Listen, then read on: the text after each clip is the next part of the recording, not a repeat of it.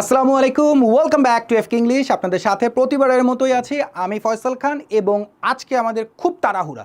কেন আজকে আমাদের খুব তাড়াহুড়া? কারণ আজকে আমরা শিখবো হারি আপ। সো তাড়াহুড়া দিয়েই আজকে আমাদের পড়ালেখা এবং কিভাবে হারি আপ না বলে আপনি আরও বিভিন্ন টার্ম ব্যবহার করতে পারেন আজকে আমাদের আলোচনার বিষয় সেইটাই। So let's hurry up.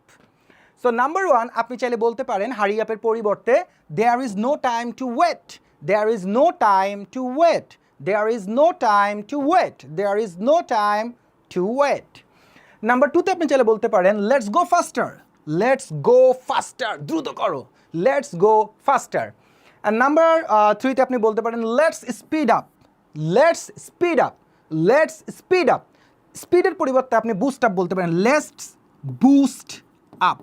Let's boost up. And number 4 আপনি চাইলে বলতে পারেন let's get a move on. Let's get a move on.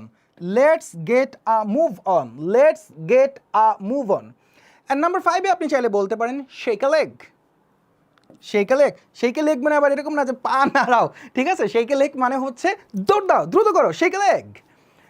And number 6 আপনি চাইলে বলতে পারেন don't waste a second. Don't waste a second. একটা মুহূর্ত, একটা সেকেন্ডও নষ্ট করা যাবে না। তাহলে চলুন আরেকটা বার একটু রিপিট করি যে হারি আপ না বলে আমরা আর কি কি টার্ম ব্যবহার করতে পারি দ্রুত কোনো কিছু করার ক্ষেত্রে বা করতে বলার ক্ষেত্রে। সো নাম্বার ওয়ানে আপনি চাইলে বলতে পারেন there is no time to wait, মানে অপেক্ষা করার কোনো সময় নাই। There is no time to wait, অপেক্ষা করার সময় নেই। There is no time to wait. Number টুতে আপনি বলতে পারেন let's go faster. Let's go faster. And number থ্রিতে আমরা চাইলে বলতে পারি let's speed up. Let's speed up. And number ফোরের ক্ষেত্রে আমরা বলতে পারি let's get a move on. Let's get a move on. Let's get a move on. Let's get a move on. Number 5 shake A leg. Shake A leg. সব জায়গায় বললেন না shake এ leg, মানুষ কিন্তু বুঝবে না। আপনাকে বুঝতে হবে কার সাথে কথা বলছেন।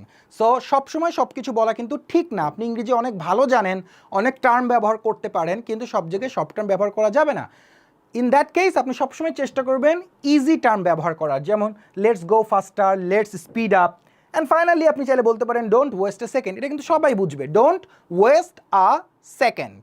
ভালো থাকবেন, সুস্থ থাকবেন, আজকের জন্য এতটুকুই এবং অবশ্যই এফকে ইংলিশের সাথে থাকবেন। ভিডিওটি ভালো লাগলে নেক্সট ভিডিও দেখার জন্য অপেক্ষা করবেন। ভালো থাকেন, সুস্থ থাকেন, আসসালামু আলাইকুম।